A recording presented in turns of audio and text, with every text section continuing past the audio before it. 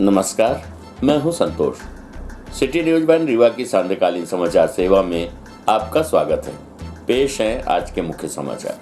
मदद की गुहार के लिए 2 साल से भटक रहा दिव्यांग कृष्ण कुमार, सीएम शिवराज का वादा अधूरा।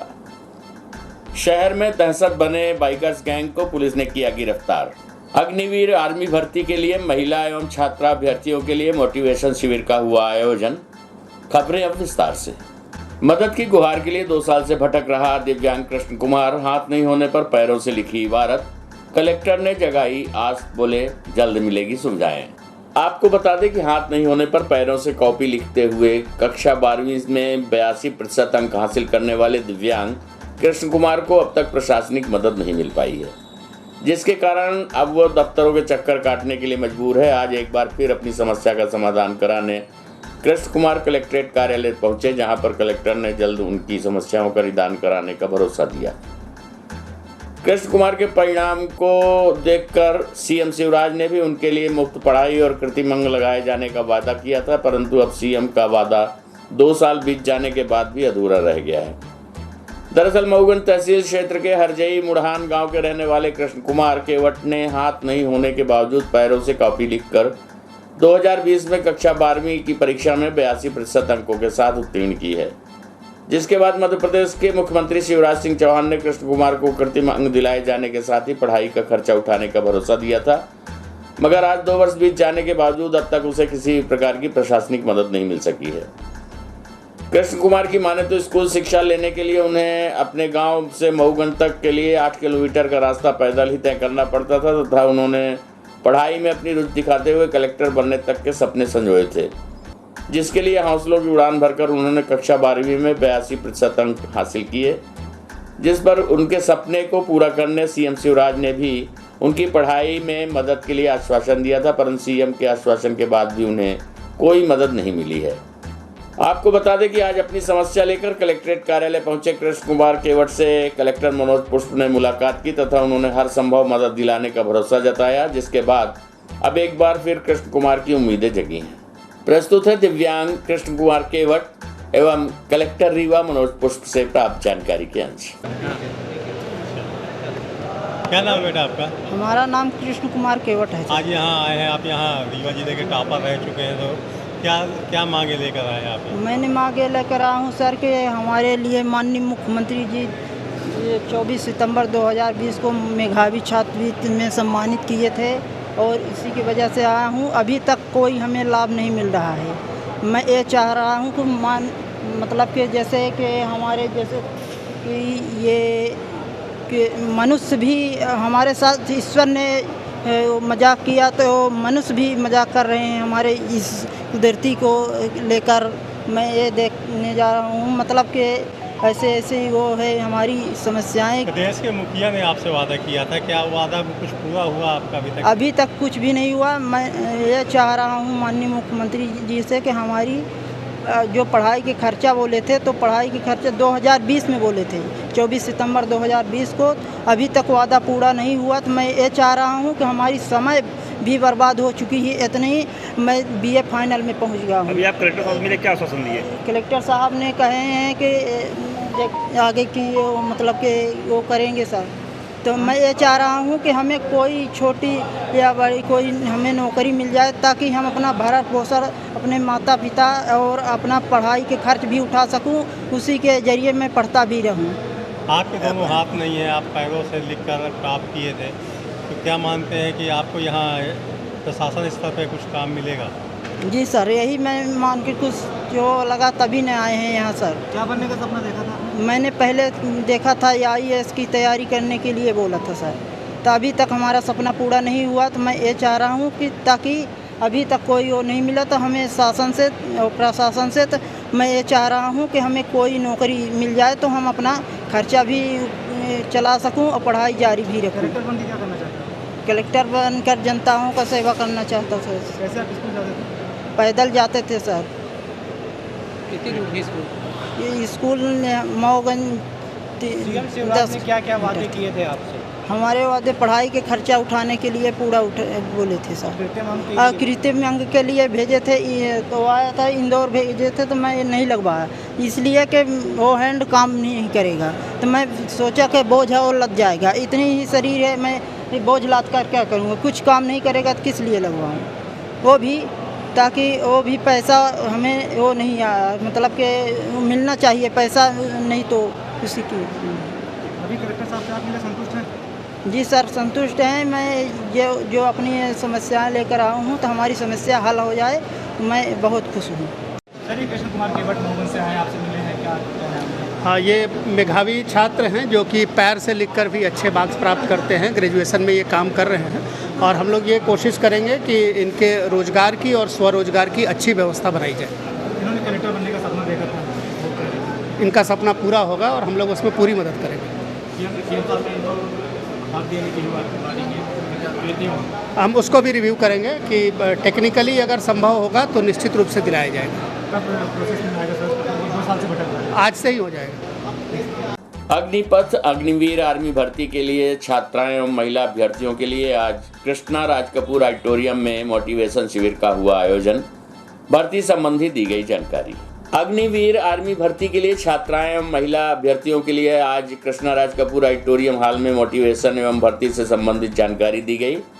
महिला अभ्यर्थियों को फिजिकल प्रशिक्षण का वीडियो दिखाकर मोटिवेट किया गया। शिविर में कलेक्टर और एसपी ने पहुंचकर छात्राओं का मनोबल बढ़ाया। आपको बता दें कि आगामी माह में सेना में भर्ती होने जा रही है। इस भर्ती में जिले की युवतियां भी बढ़ चढ़कर हिस्सा ले रही हैं और देश सेवा में अपना योगदान दे, इस उद्देश्य के साथ आज रीवा के कृष्णा राज कपूर ऑडिटोरियम में शिविर का आयोजन किया गया था, जहां युवतियों को सेना में भर्ती के लिए मोटिवेट किया गया। साथ ही उन्हें भर्ती की बारीकियों के बारे में बताया गया। कलेक्टर ने कहा कि जिला प्रशासन की मदद से युवतियों को भर्ती के लिए आवश्यक जानकारी दी जा रही है, जिससे वो भर्ती में शामिल हो सके और ज़्यादा से ज़्यादा सफल हो सके। प्रस्तुत है कलेक्टर रीवा मनोज पुष्प से प्राप्त जानकारी के अंश।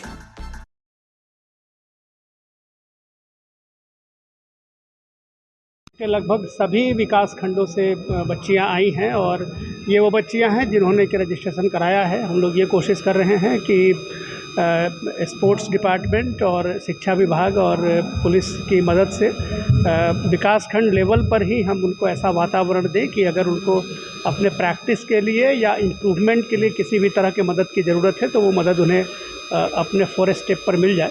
कोशिश ये है कि अधिक से अधिक बच्चियां इसमें भाग लें और अधिक से अधिक बच्चियां इसमें सफल हों। ये एक प्रयास है जिला प्रशासन और पुलिस प्रशासन की तरफ से और हम लोग उम्मीद करते हैं कि इससे इन्हें लाभ मिलेगा। उनको सीखने का एक वीडियो भी दिखाया गया है, बच्चे प्रैक्टिस। उसमें बेसिक चीज़ें बताई गई है कि किस तरीके से वो जो फिजिकल उनकी मिनिमम क्वालिफ़िकेशन है उसको कैसे अचीव करें और जो समय है इनके पास 1-1.5 महीने का, उसके भीतर वो किस तरीके से प्रैक्टिस करें ताकि बेहतर से बेहतर इनको रिजल्ट आ सके। डेडलाइन हुई पूरी। जिले के आधा सैकड़ा अस्पताल कर रहे अनदेखी। फायर सिस्टम की नहीं बनाई कोई व्यवस्था। नोटिस के बाद स्वास्थ्य विभाग सख्त कार्रवाई की हो रही तैयारी। आपको बता दें कि जिले में कई अस्पतालों में फायर फाइटिंग सिस्टम के साथ ही मेडिकल इक्विपमेंट्स की अनदेखी की जा रही है। स्वास्थ्य विभाग ने जांच के बाद कई निजी अस्पतालों को फायर फाइटिंग सिस्टम लगाने के लिए नोटिस भेजा था, जिसकी समय सीमा खत्म हो रही है, लेकिन अस्पताल अभी भी सुरक्षा की अनदेखी कर रहे हैं। ऐसे में यदि कहीं आग लगी तो अस्पतालों में मुश्किल हो जाएगी। बताया गया है कि जिले में संचालित 53 निजी अस्पताल हैं, जिनमें 48 ऐसे हैं जहां नियमों की अनदेखी की जा रही है। पिछले महीने जांच करते हुए स्वास्थ्य विभाग की टीम ने सुधार कार्य करने का नोटिस भेजा था। दरअसल बीते माह जबलपुर के एक निजी अस्पताल में आगजनी की घटना में 8 लोगों की मौत हुई थी।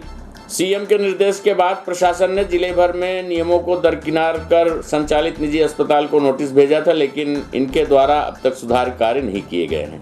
स्वास्थ्य महकमे द्वारा चिन्हित 48 निजी अस्पतालों में न तो फायर सेफ्टी की व्यवस्था मिली और न ही मेडिकल से जुड़े दस्तावेजों के अलावा कोई व्यवस्था ठीक थी। ऐसे अस्पतालों को 1 महीने का नोटिस दिया गया था। अब समयावधि समाप्त होने के बाद उन पर कार्यवाही की जाएगी। आपको बता दें कि स्वास्थ्य विभाग ने जिन 48 अस्पतालों को नोटिस भेजा था उनमें मुख्य रूप से शंकर नर्सिंग होम, क्षितिज अस्पताल, Agarwal nursing home, Vardan hospital, Minerva hospital, Arya hospital, Azad Nagar मोहल्ले में संचालित नर्सिंग होम, संजीवनी हॉस्पिटल सहित अन्य अस्पताल शामिल हैं। प्रस्तुत है इस संबंध में सीएमएचओ डॉक्टर NN मिश्रा से प्राप्त जानकारी के अंश। नहीं, असल पर इसमें सबको 1 माह का नोटिस दिया गया था नए नर्सिंग होम एक्ट के अनुसार कि 1 माह में अपनी सब व्यवस्थाएं सुधार ले, और 1 माह करीब पूरा होने जा रहा है।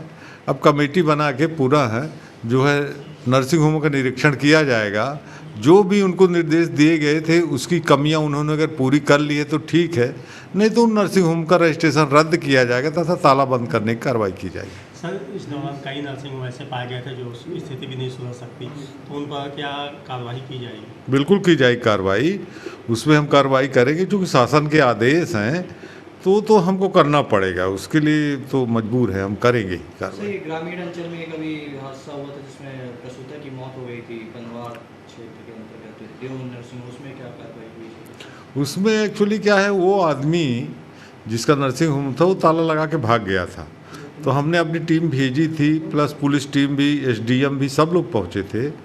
तो ताला तोड़ के अंदर घुस के उसके जो औजार थे जिसके द्वारा ऑपरेशन किया गया था महिला का, और भी इंस्ट्रूमेंट वो जब्त किए गए हैं, प्लस नए सिरे से ताला बंद करके उसको सील कर दिया गया है। और उस महिला का जो मृतक थे उसका पोस्टमार्टम हुआ है, जवा में डॉक्टरों ने किया है। पोस्टमार्टम के बाद रिपोर्ट भी शायद दे दी है उन्होंने थाने में, और उस पर अब FIR हो गया तो कार्रवाई होगी। सर, विभाग की बिना जानकारी के नर्सिंग होम संचालित हो रहे हैं, ऐसे पर क्या कार्रवाई की जाए? नहीं, ऐसे पे कार्रवाई की जाएगी, उनको बंद कराया जाएगा तथा FIR किया जाएगा। ऐसी स्थिति शायद कहीं हो, 100% तो नहीं कह सकते, लेकिन उम्मीद है कि ऐसा है नहीं, इस तरह के नर्सिंग होम है नहीं। शहर में दहशत फैलाने वाले बाइकर्स गैंग को पुलिस ने किया गिरफ्तार। एक शातिर बदमाश पर की गई NSA की कार्यवाही। 2 गैंगों के बीच हुई वर्चस्व की लड़ाई में चाय सुट्टा बार व करैया में गोलीकांड की हुई थी घटनाएं। आपको बता दें कि पुलिस ने ऑपरेशन क्लीन अभियान के तहत आरोपियों को पकड़ा, तो पूछताछ में उन्होंने दोनों घटनाओं का खुलासा किया है। समान थाने के इंदिरानगर 7 में सितंबर की रात बाइक से आए हथियारों से लैस 2 दर्जन युवकों ने एक दुकान में जमकर तोड़फोड़ की थी। काफी देर तक आरोपी आतंक बचाते रहे, जिसके बाद शिकायत मिलने पर पुलिस ने आरोपियों के खिलाफ मामला दर्ज कर लिया तथा उनकी तलाश में पुलिस ने ऑपरेशन क्लीन शुरू कर दिया, जिसमें पुलिस ने आधा दर्जन आरोपियों को गिरफ्तार किया है। पकड़े गए आरोपियों ने पूछताछ में इस पूरी घटना का पर्दाफाश किया है। वारदात को अंजाम देने वाले आरोपियों को चाय सुट्टा बार में आरोपी लकी सिंह परिहार का अपने साथियों के साथ होने की सूचना मिली थी। आरोपी उस पर हमला करने के इरादे से वहां गए थे, लेकिन उस समय तक वो चला गया था। फलस्वरूप आरोपियों ने चाय सुट्टा बार दुकान में तोड़फोड़ की और वाहनों को निशाना बनाया। इस घटना का बदला लेने के लिए आरोपी लकी सिंह परिहार ने चौराहा थाने के करैया में आशीष साहू व ज्ञानी सिंह पर हमला कर हवा में फायरिंग की थी। दोनों गैंगों के बीच वर्चस्व की लड़ाई चल रही थी, जिस पर वो एक दूसरे पर हमला कर रहे थे। पुलिस आरोपियों से लगातार पूछताछ कर रही है। पुलिस का ऑपरेशन क्लीन लगातार जारी रहेगा। करीब दर्जन भर की संख्या में आरोपी फरार हैं, जिनकी तलाश में पुलिस अब दबिश दे रही है। पकड़े गए आरोपियों के पास से 3 मोटरसाइकिल, देसी कट्टा व जिंदा कारतूस, 1 स्टील की राड व 2 नग डंडा बरामद किया गया है। पकड़े गए आरोपियों के खिलाफ पुलिस ने मामला दर्ज कर लिया है। प्रस्तुत है एडिशनल SP अनिल सोनकर से प्राप्त जानकारी के अंश। दिनांक 7 को सितंबर 2022 को एक बाइकर गैंग ने इंदिरा नगर में चाय सुट्टा बार के जो मालिक हैं उनके यहाँ जा कर के, और पूरी गैंग ने उनके साथ डंडे हथियारों से लैस होकर के तोड़फोड़ की और एक लकी उर्फ पागल को ढूंढने का प्रयास किया वहाँ पे। ये एक जवाबी गैंग की कार्रवाई थी जो लकी ने नितिन पटेल के घर जा कर के इसी तरह की एक घटना घटित की, जिसका मुकदमा थाना चौराहा में कायम था। उसके ही जवाब में ये कार्रवाई बाइकर्स द्वारा की गई थी। ये जैसी पुलिस के संज्ञान में आई तो हमने सारे बाइकर्स को आइडेंटिफाई किया है और उन पर कार्रवाई करने के लिए एक 4 सदस्यीय जो है टीम बनाई थी, जिसमें हमारा cyber, TI civil line, TI सामान और विश्वविद्यालय मिलकर के ये कार्रवाई की गई। उसमें हमने जो मंटू उर्फ शिवांक तिवारी है, ये अपना एक बाइकर्सों की एक गैंग बनाया हुआ था और ये साथ में उसने जा कर के उस दिन तोड़फोड़ किया। हमने इन सब पूरे गैंग को, जो इनके मुखिया हैं, उनको पकड़ा और उनके सारे गैंग के सदस्यों को पड़ताल में उनको उजागर किया और उनकी सबकी सूची बनाई गई। उसमें से जो गंभीर अपराधी हैं इनके, शशांक तिवारी, शुभम परहुआ, सत्यम सिंह परिहार, इन सब लोगों को, रोहित मिश्रा, इनको गिरफ्तार किया गया है। ये 17-18 लोगों की गैंग है। शेष लोग जो है अपने घरों से फरार हैं। सबके आपराधिक रिकॉर्ड निकाले हैं और जिन पे आपराधिक रिकॉर्ड ज़्यादा हैं और जिनकी सक्रियता ज़्यादा है उन पे हमने NSA किया है। उसी क्रम में जो है ये मंटू उर्फ शिवांक तिवारी है, इसके खिलाफ हमने NSA की कार्रवाई की है और इनको हमने गंभीर धाराओं में प्रकरण पंजीबद्ध करके इनको गिरफ्तार किया है। आज वो जेल में के लिए जो है पुलिस न्यायालय में इनको प्रस्तुत करेगी JR के लिए, जिसका हमने ऑपरेशन क्लीन के नाम से इसको एक नाम दिया है। और इसमें हम ऐसे व्यक्ति जो जिनका स्रोत अवैधानिक है और उससे संपत्ति जो है इकट्ठी की है, उस पर भी हम कार्रवाई करेंगे। सेवा सहकारी समिति दुकान को विभाजित किए जाने की मांग को लेकर सैकड़ों ग्रामीणों ने कलेक्ट्रेट कार्यालय पहुंचकर सौंपा ज्ञापन। आपको बता दें कि सेवा सहकारी समिति की ग्राम पंचायत बीरखाम के ग्रामवासियों द्वारा बीरखाम के संचालित दुकान को 2 भागों में बांटने के लिए कलेक्टर महोदय को अपना ज्ञापन सौंपा है। ज्ञापन पत्र में बताया गया है कि बीरखाम ग्राम पंचायत तहसील सेमरिया में संचालित सेवा सहकारी समिति रीवा में केवल एक ही दुकान संचालित है, जहां राशन कार्ड धारकों की संख्या 1076 होने के कारण खाद्यान्न वितरण में काफी परेशानी होती है। ग्रामीणों ने बताया कि ग्राम पंचायत की जनसंख्या अधिक है किंतु राशन दुकान केवल एक है, जिस कारण सेवा सहकारी समिति को 2 भागों में बांटने की बात कही गई है। चूंकि राशन दुकान कुछ टोलों से काफी दूर होने के कारण तथा भीड़ भाड़ अधिक होने से दूरस्थ क्षेत्र से आने वाली महिलाओं के साथ अभद्रता एवं छेड़छाड़ की शिकायतें भी आती रहती हैं। साथ ही बीरखाम राशन की दुकान कुछ क्षेत्रों से 5 किलोमीटर की दूरी पर है, जिससे वृद्ध एवं विकलांगों का अत्यधिक परेशानी का सामना करना पड़ता है। ग्रामीणों ने उक्त समस्याओं के चलते राशन दुकान को 2 भागों में संचालित कराने की मांग की गई है ताकि ग्रामवासियों को सुविधा हो सके। आइए सुनते हैं ग्रामीणों से प्राप्त जानकारी के अंश।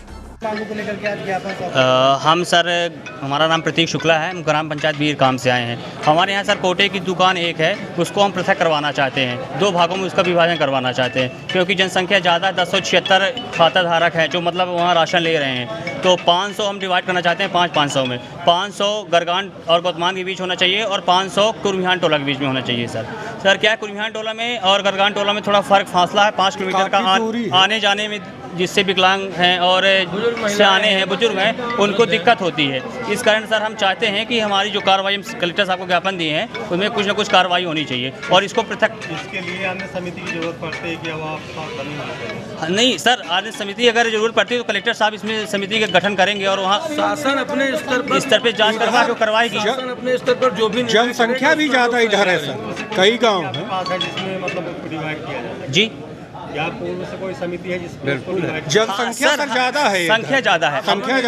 सिर्फ वितरण केंद्र 2 बनाने हैं, बाकी समिति का कोई रोल नहीं है। उसी वितरण केंद्र को 2 स्थान में कोटेदार वही रह सकते हैं, बस वो क्या है कि अपनी अपनी दुकान मतलब 2 भाग में कर दे।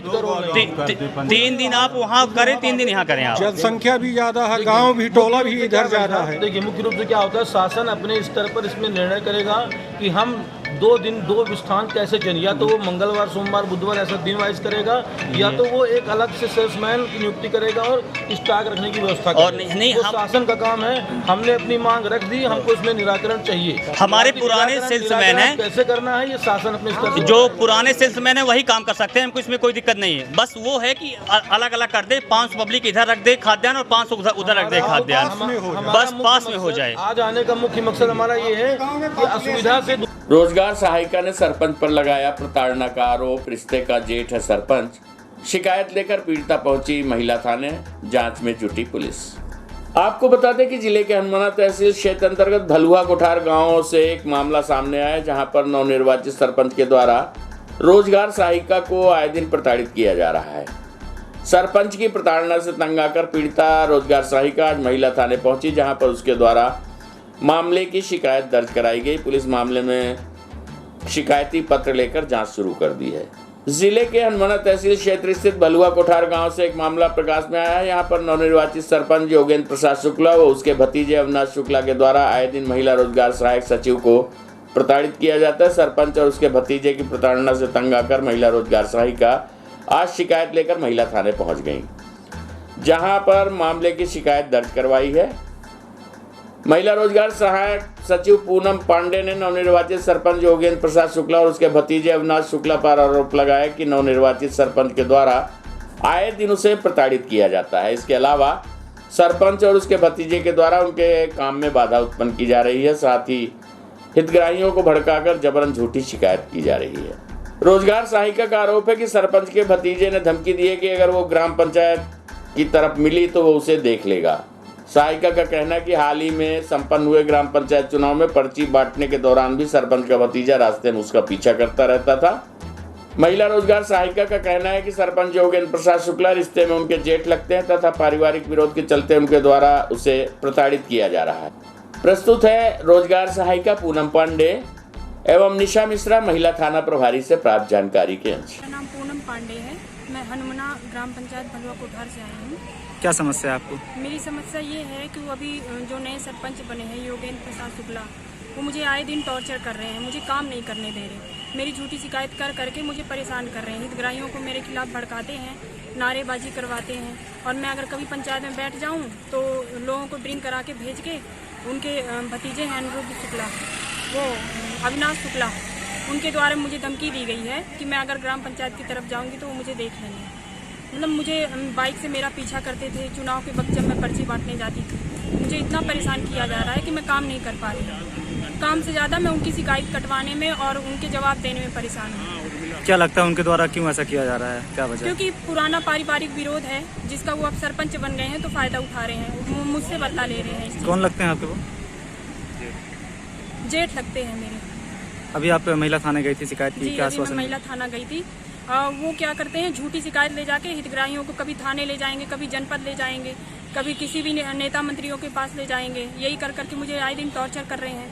मैं मानसिक रूप से बहुत ज़्यादा परेशान हो चुकी हूँ। अभी आपने शिकायत की थाने में जाके? महिला थाने मैंने थाने में शिकायत की इस चीज़ की। मैं अपने जनपद में भी सभी अधिकारियों को बता चुकी हूँ। जिला में भी मैं सीओ सर के पास गई थी, इसकी जानकारी मैंने हर जगह दी है। थाने से क्या आश्वासन मिला आपको? थाने से नंबर वगैरह सब रजिस्टर में लिख लिया गया है। सरपंच को उचित कार्रवाई करने के लिए आश्वासन दिया गया। आप क्या चाहती हैं? सर मैं ये चाहती हूँ मैं अपना अच्छे से काम करूँ, मुझे किसी भी प्रकार का मानसिक तनाव से डराया जाए, न धमकाया जाए। सिर्फ सरपंच भी अपना काम करे, मुझे काम करने दे बस। वरिष्ठ अधिकारी के पास जाऊँगी, जहाँ जहाँ जाना होगा हर जगह जाऊँगी, लेकिन डर के तो नहीं रहूँगी। ये मुझे झुकाना चाहते हैं, परेशान करना चाहते हैं, वो मुझे नहीं करना। ये ग्राम भलुआ कोठार की रहने वाली एक महिला है जो तहसील हनुमाना थाना शाहपुर क्षेत्र लगता है। वो अपने चुनाव संबंधी कार्य में किसी जांच के प्रकरण में ग्राम पंचायत गई हुई थी, तो उसके साथ गांव के ही कोई अविनाश शुक्ला एवं उसके दो अन्य साथियों के द्वारा उसके साथ अभद्रता करने की बात बताई है, जिस पर महिला ने महिला थाने में शिकायत आवेदन पत्र दिया। आवेदन पत्र ले लिया गया है, जिसकी जांच की जाएगी। आज की खबरों में बस इतना ही। कल हम फिर मिलेंगे कुछ ताज़ा तरीन खबरों के साथ। तब तक के लिए हमें इजाज़त दीजिए। नमस्कार।